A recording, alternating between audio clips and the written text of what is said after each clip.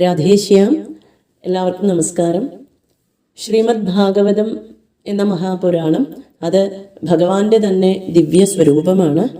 ഭാഗവതത്തിലെ 12 സ്കന്ധങ്ങളെയും ഭഗവാന്റെ തിരുസ്വരൂപത്തിലെ ഓരോരോ അംഗങ്ങളായി അഥവാ അവയവങ്ങളായിട്ട് പ്രകീർത്തിക്കുന്നതാണ് ഭഗവത ധ്യാനം. പാദൗതു പ്രഥമസ്കന്ധ. ഭഗവാന്റെ പാദങ്ങളാണ് പ്രഥമസ്കന്ധം. ദ്വിതീയോ ജാനുനീ സ്മൃതൗ. ദ്വിതീയ സ്കന്ധം, അതായത് രണ്ടാമത്തെ സ്കന്ധം ഭഗവാന്റെ മുട്ടുകളായിട്ട് സ്മരിക്കുന്നു. തൃതീയ സക്തി വിജ്ഞേയ. മൂന്നാമത്തെ സ്കന്ധം എന്ന് പറയുന്നത് ഭഗവാന്റെ തുടകളായിട്ട് അറിയണം. ചതുർത്ഥ കടിരുച്യതേ. ചതുർത്ഥ സ്കന്ധം, അതായത് നാലാമത്തെ സ്കന്ധം ഭഗവാന്റെ അരക്കെട്ടായിട്ട് പറയപ്പെടുന്നു. നാഭിം തു പഞ്ചമം വിദ്യാത്. ഭഗവാന്റെ നാഭീദേശമാണ് പഞ്ചമസ്കന്ധം. ഹൃദയം ഷഷ്ഠ ഈരിത. ഭഗവാന്റെ ഹൃദയമാണ് ആറാമത്തെ സ്കന്ധം എന്ന് പറയപ്പെടുന്നത്. സപ്തമസ്തു ഉരഃ പ്രോക്ത. ഏഴാമത്തെ സ്കന്ധം ഭഗവാന്റെ മാറിടമായിട്ട് പറയപ്പെടുന്നു. അഷ്ടമ കണ്ഠ ഉച്യതേ. എട്ടാമത്തെ സ്കന്ധം ഭഗവാന്റെ കണ്ഠം അഥവാ കഴുത്ത് എന്ന് പറയുന്നു. സ്കന്ധൗതു നവമസ്കന്ധ. ഒമ്പതാമത്തെ സ്കന്ധമാണ് ഭഗവാന്റെ തോളുകള്. ദശമം മുഖമീരിതം. ഭഗവാന്റെ തിരുമുഖമാണ് ദശമസ്കന്ധമായിട്ട് പറയപ്പെടുന്നത്. എങ്ങനെയുള്ള തിരുമുഖം എന്നാണെങ്കിൽ കർണാക്ഷി നാസികായുക്തം സർവാർത്ഥ പരിപൂരിതം. ഭഗവാന്റെ കർണങ്ങളും കണ്ണുകളും നാസികയോടും ചേർന്ന സർവാർത്ഥങ്ങളും പരിപൂരിതമാകുന്നതായ മുഖമാണ് ദശമസ്കന്ധം. ഏകാദശ തു ഉത്തമാംഗം. ഏകാദശ സ്കന്ധം ഭഗവാന്റെ ശിരസ് തന്നെയാണ്. ദ്വാദശ ബ്രഹ്മരന്ധ്രകം. ദ്വാദശ സ്കന്ധം ഭഗവാന്റെ ബ്രഹ്മരന്ധ്രകമായിട്ടും പറയുന്നു. ഏവം ഭാഗവതം ശാസ്ത്രം വിഷ്ണുമൂർത്തി പ്രകീർത്തിതം. ഇപ്രകാരം ഭാഗവതം എന്ന ശാസ്ത്രം ശ്രീ മഹാവിഷ്ണുവിൻ്റെ സ്വരൂപമായിട്ട് പ്രകീർത്തിക്കപ്പെടുന്നു. ഇതിൽ ഏകാദശ സ്കന്ധം അതുപോലെ തന്നെ ദ്വാദശ സ്കന്ധം, അതിന് ഒരു പാഠം കൂടി പറഞ്ഞു കേൾപ്പിക്കുന്നു. ഏകാദശം കിരീടം ച. ഏകാദശ സ്കന്ധത്തിനെ ഭഗവാന്റെ ശിരസിൽ അണിയുന്ന കിരീടമായിട്ടും ദ്വാദശോ ബർഹയീരിത. ദ്വാദശ സ്കന്ധത്തിനെ ആ കിരീടത്തിൽ ചാർത്തപ്പെട്ടതായ മനോഹരമായ മയിൽപീലിയായിട്ടും പറയുന്നു. അങ്ങനെ വരുമ്പോൾ ഏവം ഭാഗവതം ശാസ്ത്രം കൃഷ്ണരൂപം ഇതി സ്മൃതം. ഇങ്ങനെ ഇപ്രകാരം സ്മരിക്കുന്ന സമയത്ത് ഭാഗവതം എന്ന ശാസ്ത്രം ശ്രീകൃഷ്ണ ഭഗവാന്റെ സ്വരൂപമായിട്ട് സ്മരിക്കുന്നു. അപ്പോൾ അതുകൊണ്ട് ഭാഗവതം എന്നത് ഭഗവാന്റെ തന്നെ തിരു സ്വരൂപമായിട്ട് കണ്ടുകൊണ്ട് ഉപാസിക്കേണ്ടതായ ഒന്നാണ്. ശ്രീമദ് ഭാഗവതാഖ്യോയം പ്രത്യക്ഷ കൃഷ്ണ ഏവഹി. ശ്രീമദ് ഭാഗവതം എന്ന് പറയുന്നത് പ്രത്യക്ഷ കൃഷ്ണൻ തന്നെയാണ് എന്ന് ശ്രീ പത്മപുരാണത്തിൽ പറയപ്പെട്ടിട്ടുള്ള ഭാഗവത മാഹാത്മ്യത്തിൽ വേദവ്യാസ മഹർഷി രേഖപ്പെടുത്തിയിട്ടുണ്ട്. അതിനെ കൂടുതൽ ഊന്നൽ കൊടുത്തുകൊണ്ട് പറയപ്പെടുന്നതാണ് ഭഗവത ധ്യാനം. അപ്പോൾ അതുകൊണ്ട് ഭാഗവത ഉപാസന ചെയ്യുന്നിടത്ത് ഭഗവാന്റെ ദിവ്യമായ ഓരോരോ ദിവ്യമായ അവയവങ്ങളായി കണ്ടുകൊണ്ട് തന്നെ ഭാഗവത ഉപാസന നമുക്കെല്ലാവർക്കും വേണ്ടതുപോലെ ചെയ്യാൻ സാധിക്കണം. ഇപ്പോൾ ഈ ഭഗവത ധ്യാനം എന്നുള്ളത് വളരെ ചുരുക്കത്തിലാണ് പറഞ്ഞു വന്നത്. അതിനെ ഒന്നുകൂടി വിസ്തരിച്ച് പറഞ്ഞാൽ ശ്രീമദ് ഭാഗവതാഖ്യോയം പ്രത്യക്ഷ കൃഷ്ണ ഏവഹി എന്നിപ്പോൾ പറഞ്ഞുല്ലോ. ശ്രീമദ് ഭാഗവതം എന്നത് പ്രത്യക്ഷ കൃഷ്ണസ്വരൂപം തന്നെയാണ്. അപ്പോൾ ഭാഗവത ഉപാസന ചെയ്യുന്ന സമയത്ത് നമ്മൾക്ക് ഭഗവാന്റെ ഓരോരോ അവയവങ്ങളാണ് ഇതിൽ പ്രകീർത്തിക്കപ്പെടുന്നത് എന്ന മനോഭാവത്തോടു കൂടിയിട്ടാവുമ്പോൾ ഒന്നുകൂടിയും ഭാഗവതം എന്നതിനോടൊരു അടുപ്പം വരാൻ എളുപ്പമുണ്ട്. അങ്ങനെയുള്ളത് കൊണ്ടാണ് ഭഗവത ധ്യാനം എന്നുള്ളതിനെ നമ്മൾ ഒന്നുകൂടിയും വിസ്തരിച്ച് മനസ്സിലാക്കണം എന്ന് പറയുന്നത്, അഥവാ വിസ്തരിച്ചിപ്പോൾ പറയുന്നത്. പാദൗതു പ്രഥമസ്കന്ധ. ഭഗവാന്റെ പാദങ്ങളാണ് പ്രഥമസ്കന്ധം. പാദങ്ങളിലാണ് നമ്മൾ ഓരോരുത്തരും ഉയർന്നു നിൽക്കുന്നത്. അതുപോലെ ഭാഗവതത്തിലെ പ്രഥമസ്കന്ധം എന്നത് പിന്നീട് പറയാൻ പോകുന്ന ഓരോ കഥകളുടെയും അല്ലെങ്കിൽ ഭാഗവതത്തിൻ്റെ തന്നെ ഒരു അടിത്തറ പോലെയാണ്. അതിലാണ് മറ്റുള്ള സ്കന്ധങ്ങളടക്കം ഉയർന്നു നിൽക്കുന്നത് എന്നർത്ഥം. ഈ സ്കന്ധത്തിലാണ് അഥവാ പ്രഥമസ്കന്ധത്തിലാണ് നമ്മൾ പരീക്ഷിത് മഹാരാജാവിനെ കാണുക. ഭാഗവതത്തിൻ്റെ ധർമ്മം എന്ന് പറയുന്നത് തന്നെ ശ്രവണം എന്നുള്ളതാണ്. അതുകൊണ്ട് ഉത്തമ ശ്രോതാവായ പരീക്ഷിത് മഹാരാജാവിനെ അവതരിപ്പിക്കുന്നത് ഒന്നാമത്തെ സ്കന്ധത്തിലാണ് അഥവാ പ്രഥമസ്കന്ധത്തിലാണ്. ദ്വിതീയോ ജാനുനീ സ്മൃതവും, രണ്ടാമത്തെ സ്കന്ധം ഭഗവാന്റെ മുട്ടുകളായിട്ട് പറയപ്പെടുന്നു. കാലുകളിൽ നമ്മൾ ഉയർന്നു നിന്നതുകൊണ്ടായില്ല, നമുക്ക് ചലിക്കണം എന്നുണ്ടെങ്കിൽ മുട്ടുകൾ വേണ്ടതുപോലെ പ്രവർത്തിച്ചാൽ മാത്രമേ സാധിക്കുള്ളൂ. അതുപോലെ രണ്ടാമത്തെ സ്കന്ധത്തിൽ പറയപ്പെടുന്നത് ശ്രീ ശുകബ്രഹ്മർഷി എന്ന വക്താവിനെയാണ്. കേൾക്കാൻ ആളുകൾ ഉണ്ടായതുകൊണ്ടായില്ല, ആ കേൾക്കാൻ ഇരിക്കുന്നവർക്ക്, ആ ശ്രോതാക്കൾക്ക് ആവശ്യം ആയത് എന്താണോ, അവർക്ക് എന്താണോ വേണ്ടത് അതിനെ അറിഞ്ഞു പറഞ്ഞു കൊടുക്കുന്ന ഒരു ഗുരുനാഥനെയാണ് നമുക്ക് ആവശ്യം. ആ ഗുരുനാഥനാണ് നമ്മളെ പിന്നെ അവിടുന്ന് അങ്ങോട്ട് വഴി കാണിച്ച് തരിക അഥവാ കൈ പിടിച്ച വഴിയിലൂടെ നമ്മളെ നടത്തുക.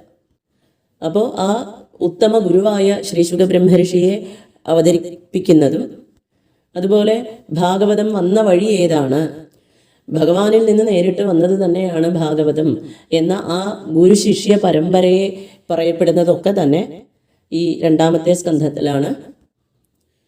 തൃതീയ സക്തി വിജ്ഞേയ, മൂന്നാമത്തെ സ്കന്ധം ഭഗവാന്റെ തുടകളായിട്ടാണ് പറയപ്പെടുക. മുട്ടിൽ നിന്ന് മുകളിലേക്ക് ശരീരം വലുതായി വരുന്നത് പോലെ, വളർന്നു വലുതാവുന്നത് പോലെ ചെറുതിൽ നിന്ന് വലുതിലേക്ക് എന്ന ക്രമത്തിൽ ഭഗവാനിൽ നിന്ന് ബ്രഹ്മാവും ബ്രഹ്മാവിൽ നിന്ന് ഈ പ്രപഞ്ചവും എന്ന രീതിയിൽ വളർന്നു വലുതായി വരുന്നതായ സൃഷ്ടിക്രമങ്ങളെ പറയുന്നത് ഈ തൃതീയ സ്കന്ധത്തിലാണ്. ചതുർത്ഥ കടിരുച്യതേ, നാലാമത്തെ സ്കന്ധം ഭഗവാന്റെ അരക്കെട്ടായിട്ട് പറയപ്പെടുന്നു. കാലുകളിൽ ഉയർന്നു നിൽക്കുന്നതായിട്ടുള്ള ശരീരം അവിടെ നിന്ന് ഉയർന്നു നിൽക്കുന്നത് അരക്കെട്ടിൻ്റെ ബലത്തിലാണ്. അപ്പോൾ എങ്ങനെയാണ് ഉയർച്ചയിലേക്ക് പോകുക എന്നതിനെ സൂചിപ്പിക്കുന്നതാണ് നാലാമത്തെ സ്കന്ധത്തിലെ കഥകളൊക്കെ. 4 കഥകളിലൂടെ ധർമ്മം, അർത്ഥം, കാമം, മോക്ഷം എന്ന ചതുർവിധ പുരുഷാർത്ഥങ്ങളെ അത് പറഞ്ഞു കേൾപ്പിക്കുന്നു. ധർമ്മത്തെ അനുഷ്ഠിച്ചുകൊണ്ട് അർത്ഥകാമങ്ങളെ വേണ്ട രീതിയിൽ കൈകാര്യം ചെയ്ത് മോക്ഷം എന്നതായ ലക്ഷ്യത്തിലേക്ക് എത്തിച്ചേരലാണ് ഒരു മനുഷ്യ ജന്മത്തിൻ്റെ ധർമ്മം അല്ലെങ്കിൽ ലക്ഷ്യം എന്നതിനെ നാലാമത്തെ സ്കന്ധത്തിലൂടെ പറഞ്ഞു കേൾപ്പിക്കുന്നു. നാഭിം തു പഞ്ചമം വിദ്യാത്, അഞ്ചാമത്തെ സ്കന്ധമായിട്ട് ഭഗവാന്റെ നാഭിയെ അറിയണം. സർവ്വലോകങ്ങൾക്കും ആധാരമായിട്ടുള്ള ലോകപത്മം എന്ന് പറയുന്നതായ താമര മുളച്ചു വന്നത് ഭഗവാന്റെ ഈ നാഭീദേശത്തിൽ നിന്നാണ്. ഈ അഞ്ചാമത്തെ സ്കന്ധത്തിലാണെങ്കിൽ പറയപ്പെടുന്നത് ഈ സകല ലോകങ്ങളെയുമാണ്. ഭൂമിയും ഭൂമിക്ക് മുകളിലുള്ള ലോകങ്ങളും താഴെയുള്ള ലോകങ്ങളും അതുപോലെ ജ്യോതിർഗണങ്ങളെക്കുറിച്ചും നക്ഷത്ര സമൂഹങ്ങളെക്കുറിച്ചും സൂര്യചന്ദ്രന്മാരുടെയൊക്കെ ഗതിവിഗതികളെക്കുറിച്ചും സകല ലോകങ്ങൾക്കും താഴെയായ അനന്തമൂർത്തിയെക്കുറിച്ചും അനന്തൻ്റെയും താഴെയുള്ളതായ നരകലോകാദികളെക്കുറിച്ചും ഒക്കെ പറയുന്നത് പഞ്ചമസ്കന്ധത്തിലാണ്. സകല ലോകങ്ങൾക്കും ആധാരമായിട്ട് നിൽക്കുന്ന ലോകപത്മത്തിന് തന്നെ ഉറവിടമായിട്ടുള്ള ഭഗവാന്റെ നാഭീദേശത്തെയാണ് ഈ ലോകത്തെ മുഴുവൻ വർണ്ണിക്കുന്ന അഞ്ചാമത്തെ സ്കന്ധം കൊണ്ട് സ്മരിക്കുന്നത്. ഹൃദയം ഷഷ്ഠ ഈരിത, ആറാമത്തെ സ്കന്ധമാണെങ്കിൽ ഭഗവാന്റെ തിരുഹൃദയമായിട്ട് പറയപ്പെടുന്നു. ആറാമത്തെ സ്കന്ധത്തിൻ്റെ ലക്ഷണം തന്നെ പോഷണം എന്നാണ്. പോഷണം എന്ന് വെച്ചാൽ ഭഗവാന്റെ കാരുണ്യം. ഭഗവാന്റെ അപാരമായ കാരുണ്യത്തിനാണ്, അനുഗ്രഹത്തിനാണ് പോഷണം എന്ന് പറയുക. ഹൃദയത്തിൽ നിന്ന് തന്നെയാണല്ലോ കാരുണ്യം ഉണ്ടാവേണ്ടത്. ഒരു നാമജപം കൊണ്ട് തന്നെ ഭഗവാൻ തൻ്റെ ഭക്തന്മാരുടെ കൈപിടിക്കുന്നതായ അപാരമായ ഭഗവാന്റെ കാരുണ്യത്തിൻ്റെ കഥകൾ ആറാമത്തെ സ്കന്ധത്തിൽ നോക്കിയാൽ കാണാം. അങ്ങനെയുള്ളതായ ആ ആറാമത്തെ സ്കന്ധത്തിനെ ഭഗവാന്റെ ഹൃദയമായിട്ട് സ്മരിക്കുന്നു. സപ്തമസ്തു ഉരപ്രോക്ത, ഏഴാമത്തെ സ്കന്ധം ഭഗവാന്റെ ഉരസ്സായിട്ട് മാറിടമായിട്ടാണ് പറയപ്പെടുക. ഭഗവാന്റെ മാറിടത്തിൽ ശ്രീവത്സം എന്ന മറുക് ശോഭിക്കുന്നത് പോലെ ശ്രീമദ് ഭാഗവതത്തിലെ 7-ാമത്തെ സ്കന്ധത്തിൽ ശോഭിക്കുന്ന ഒരു രത്നം തന്നെയാണ് പ്രഹ്ലാദൻ എന്ന ഭക്തോത്തമൻ. പ്രഹ്ലാദൻ എന്ന ആ ഭക്തോത്തമനെയും ഒപ്പം ഭഗവാന്റെ മറ്റ് ഒരു അവതാരങ്ങളോടും ഉപമിക്കാൻ സാധിക്കാത്തതായ അത്യത്ഭുതകരമായിട്ട് ഭഗവാൻ സ്വീകരിച്ച നരസിംഹാവതാരം, ഇതൊക്കെ പറഞ്ഞു കേൾപ്പിക്കുന്നത് ഈ 7-ാമത്തെ സ്കന്ധത്തിലാണ്. അങ്ങനെ നരസിംഹാവതാരത്തിനും അഥവാ പ്രഹ്ലാദ ചരിത്രം എന്ന കഥയ്ക്കും എന്താണ് പ്രാധാന്യം എന്ന് ചോദിച്ചാൽ, ശ്രീമദ് ഭാഗവതത്തിലെ അപ്പുറത്തും ഇപ്പുറത്തുമുള്ള എല്ലാ കഥകളെയും ചേർത്ത് ഒരു മാല കോർത്താൽ അതിലൊരു പതക്കം പോലെ ശോഭിക്കുന്നതാണ് പ്രഹ്ലാദ ചരിത്രം. അത് ഭഗവാന്റെ മാറിടത്തിൽ തന്നെ ശോഭിച്ചുകൊണ്ടിരിക്കുന്നു എന്നർത്ഥം. അതുകൊണ്ട് 7-ാമത്തെ സ്കന്ധം ഭഗവാന്റെ മാറിടമായിട്ട് പറയപ്പെടുന്നു. അഷ്ടമ കണ്ഠ ഉച്യതേ. 8-ാമത്തെ സ്കന്ധത്തിനെ ഭഗവാന്റെ കണ്ഠമായിട്ട് പറയപ്പെടുന്നു. ഭഗവാനാണ് നമുക്ക് വേദങ്ങളെ പറഞ്ഞു തന്ന ആള്. ആ വേദങ്ങളിലൂടെയാണ് ധർമ്മങ്ങളെയൊക്കെ പറയപ്പെട്ടിട്ടുള്ളത്. ആ ധർമ്മങ്ങളെയാണ് മന്വന്തരാണി സദ്ധർമ്മ എന്ന് മന്വന്തരങ്ങളെ പറയുന്ന കൂട്ടത്തിൽ 8-ാമത്തെ സ്കന്ധത്തിൽ ഭാഗവതത്തിൽ പറഞ്ഞിട്ടുള്ളത്. അപ്പോൾ അതുകൊണ്ട് ഭഗവാനാൽ പറയപ്പെട്ടതായ ധർമ്മങ്ങളെ പറയുന്നതായ അഷ്ടമസ്കന്ധം ഭഗവാന്റെ കണ്ഠമായിട്ട് സ്മരിക്കുന്നു. സ്കന്ധ ഉതു നവമസ്കന്ധ. ഭഗവാന്റെ തോളുകൾക്കാണ് 9-ാമത്തെ സ്കന്ധത്തിന്റെ സ്ഥാനം കൊടുത്തിട്ടുള്ളത്. തോളുകൾ പോലെ, 2 തോളുകൾ പോലെ 9-ാമത്തെ സ്കന്ധത്തിൽ സൂര്യവംശം, ചന്ദ്രവംശം എന്ന 2 വംശത്തെ പറഞ്ഞു കേൾപ്പിക്കുന്നു. ആ 2 തോളിലെ ആഭരണങ്ങൾ എന്ന പോലെ തന്നെ സൂര്യവംശത്തിലെയും ചന്ദ്രവംശത്തിലെയും അവതാരങ്ങളായി ശ്രീരാമാവതാരത്തെയും അതുപോലെ പരശുരാമാവതാരത്തെയും ഒക്കെ നമുക്ക് 9-ാമത്തെ സ്കന്ധത്തിൽ നോക്കിയാൽ കാണാം. ദശമം മുഖമേരിതം. ദശമസ്കന്ധത്തെ ഭഗവാന്റെ തിരുമുഖമായിട്ടാണ് പറയുക. ഭഗവാന്റെ തിരുമുഖം എന്ന് മാത്രം അതിനൊരു വിശേഷണം പോരാ. കർണാക്ഷി നാസികായുക്തം സർവാർത്ഥ പരിപൂരിതം. ഭഗവാന്റെ കർണങ്ങൾ, ചെവികളും അതുപോലെ കണ്ണുകളും നാസികയും ഒക്കെ ചേർന്നതായ സർവാർത്ഥ പരിപൂരിതമായ ഭഗവാന്റെ മുഖം എന്നർത്ഥം. ദശമസ്കന്ധത്തിലാണ് കൃഷ്ണലീലകളെ ഏറ്റവും അധികം പറയുന്നത്. അല്ലെങ്കിൽ ദശമസ്കന്ധം മുതലാണ് കൃഷ്ണലീലകൾ പ്രത്യക്ഷമായിട്ട് പറയാൻ തുടങ്ങുന്നത്, ഭഗവാന്റെ അവതാരം മുതൽ. ആ കൃഷ്ണലീലകളിലേക്ക് ശ്രദ്ധിച്ചു കഴിഞ്ഞാൽ അവിടെ ഭഗവാൻ ഏറ്റവും കാരുണ്യമൂർത്തിയായി, ഏറ്റവും ലീലാലോലനായി, ഏറ്റവും വലിയ വീരനായിട്ട് ഒക്കെ കാണപ്പെടും. അവിടെയാണെങ്കിൽ എല്ലാവരുടെയും പ്രാർത്ഥനകളെ കേൾക്കുന്നതായ കൃഷ്ണനെയും എല്ലാവരെയും കടാക്ഷിക്കുന്നതായ കൃഷ്ണനെയും അതുപോലെ എല്ലാം മുന്നേ കൂട്ടി അറിയുന്നവനായ കൃഷ്ണനെയും ഒക്കെ കാണാം. അതുപോലെയാണ് നമ്മളുടെയും കണ്ണും കാതും നാസികയും ഒക്കെ പ്രവർത്തിക്കുന്നത് എന്നർത്ഥം. എല്ലാവരുടെയും പ്രാർത്ഥനകൾ കേൾക്കുന്ന കാതുകളോടും എല്ലാവരെയും കടാക്ഷിക്കുന്ന കണ്ണുകളോടും എല്ലാം മുന്നേ കൂട്ടി അറിയുന്ന നാസികയോടും കൂടിയിട്ടുള്ളതായ ഭഗവാന്റെ തിരുമുഖം, അതാണ് ഇവിടെ ദശമസ്കന്ധമായിട്ട് പറയുന്നത്. സർവാർത്ഥ പരിപൂരിതം. എല്ലാവരുടെയും എല്ലാ തരത്തിലുള്ള ആഗ്രഹങ്ങളെയും പരിപൂരണം ചെയ്തുകൊണ്ടിരിക്കുന്നതായിട്ടുള്ള കൃഷ്ണൻ, ആ കൃഷ്ണനെ സൂചിപ്പിക്കുന്നു ദശമസ്കന്ധത്തിൽ. അതുകൊണ്ട് ദശമസ്കന്ധം ഭഗവാന്റെ തിരുമുഖമായിട്ട് തന്നെ പറയപ്പെടുന്നു. ഏകാദശസ്തു ഉത്തമാംഗം. ഏകാദശ സ്കന്ധത്തിനെ ഭഗവാന്റെ ഉത്തമാംഗമായിട്ട്, ഭഗവാന്റെ ശിരസായിട്ട് കൽപ്പിക്കപ്പെടുന്നു. ഭാഗവത കഥകളെ കേട്ട് കേട്ട് കേട്ട് ഭഗവാന്റെ കഥകളെ കേട്ട് ഏകാദശ സ്കന്ധം വരെ എത്തിച്ചേരുമ്പോൾ ആ ഏകാദശ സ്കന്ധത്തിൽ പറയപ്പെടുന്ന മഹത് വചനങ്ങളെ കൊണ്ട്, മഹത്തായിട്ടുള്ള ഉപദേശങ്ങളെ കൊണ്ട് ഏറ്റവും ഉയർന്ന തലത്തിലേക്ക് ഒരു സാധാരണക്കാരന് വരെ എത്തിച്ചേരാൻ സാധിക്കും. ഏതൊരുവനും എത്തിച്ചേരേണ്ടതായ മുക്തി എന്ന പദവി, അതിലേക്കുള്ള മാർഗത്തെയാണ് അല്ലെങ്കിൽ അതിനുള്ള ഉപദേശങ്ങളെയാണ് ഏകാദശ സ്കന്ധത്തിൽ പറയുക. അതുകൊണ്ട് ആ ഏകാദശ സ്കന്ധത്തിനെ ഭഗവാന്റെ ഉത്തമാംഗമായ ശിരസായിട്ട് കൽപ്പിക്കപ്പെടുന്നു. ദ്വാദശോ ബ്രഹ്മരന്ധ്രകം. 12-ാമത്തെ സ്കന്ധത്തിൽ പരീക്ഷിത് മഹാരാജാവ് മോക്ഷം നേടുന്നതായിട്ടുള്ള രംഗത്തെ കാണാം. ആ മോക്ഷ പദവിയിലേക്ക് ഒരു യോഗി എത്തിച്ചേരുന്നത് തൻ്റെ ബ്രഹ്മരന്ധ്രത്തെ ഭേദിച്ച് ജീവനെ ഭഗവത് പാദങ്ങളിലേക്ക് എത്തിച്ചുകൊണ്ടാണ്. എന്ന് ഭാഗവതത്തിൽ തന്നെ പല ഇടങ്ങളിലായിട്ട് പറയപ്പെട്ടിട്ടുണ്ട്. ആ ബ്രഹ്മരന്ധ്രമായിട്ടാണ് 12ാമത്തെ സ്കന്ധത്തിനെ പറയപ്പെട്ടിട്ടുള്ളത് അഥവാ കണക്കാക്കുന്നത്. ഏവം ഭാഗവതം ശാസ്ത്രം വിഷ്ണുമൂർത്തി പ്രകീർത്തിതം.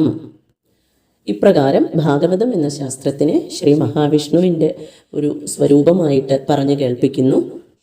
ഇതേ ഭാഗവതത്തെ ശ്രീ കൃഷ്ണന്റെ സ്വരൂപമായിട്ടും പറഞ്ഞു കേൾപ്പിക്കുന്ന ഒരു പാഠഭേദം അവസാനത്തെ 2 സ്കന്ധങ്ങളെക്കുറിച്ച് പറയുന്നിടത്തുണ്ട്. ഏകാദശം കിരീടം ച. ഭഗവാന്റെ കിരീടമായിട്ട് ഏകാദശ സ്കന്ധത്തിനെ പറയും.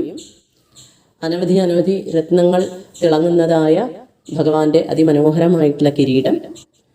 അതുപോലെ ഏകാദശ സ്കന്ധത്തിൽ നമ്മൾക്ക് അനവധി ഭക്തന്മാരെ നോക്കിയാൽ കാണാം. അവിടെ വക്താക്കളായ ജ്ഞാനികളെയും ശ്രോതാക്കളായിട്ടുള്ള ഭക്തന്മാരെയും കാണാം. നിമി നവയോഗി സംവാദത്തിലാണെങ്കിൽ നിമി എന്ന ഭക്തനെയും നവയോഗികൾ എന്ന വക്താക്കളെയും നമുക്ക് കാണാം. അടുത്തത് യദു ദത്താത്രേയ സംവാദത്തിൽ നോക്കിക്കഴിഞ്ഞാൽ യദുകുമാരൻ എന്ന ശ്രോതാവിനെയും ദത്താത്രേയൻ എന്ന വക്താവിനെയും നമുക്ക് കാണാൻ സാധിക്കും. ഭഗവത് ഉദ്ധവ സംവാദം എടുത്തു നോക്കിക്കഴിഞ്ഞാൽ ഉദ്ധവൻ എന്ന ഭക്തനെയും ഭഗവാൻ എന്ന വക്താവിനെയും നമുക്ക് കാണാൻ സാധിക്കും. ഇവിടെ വക്താക്കളൊക്കെ ജ്ഞാനികളായിട്ടും ശ്രോതാക്കളൊക്കെ ജ്ഞാനികളാണ് എങ്കിൽ പോലും കൂടുതൽ ഭക്തന്മാരായിട്ടും ഒക്കെയാണ് കാണപ്പെടുക.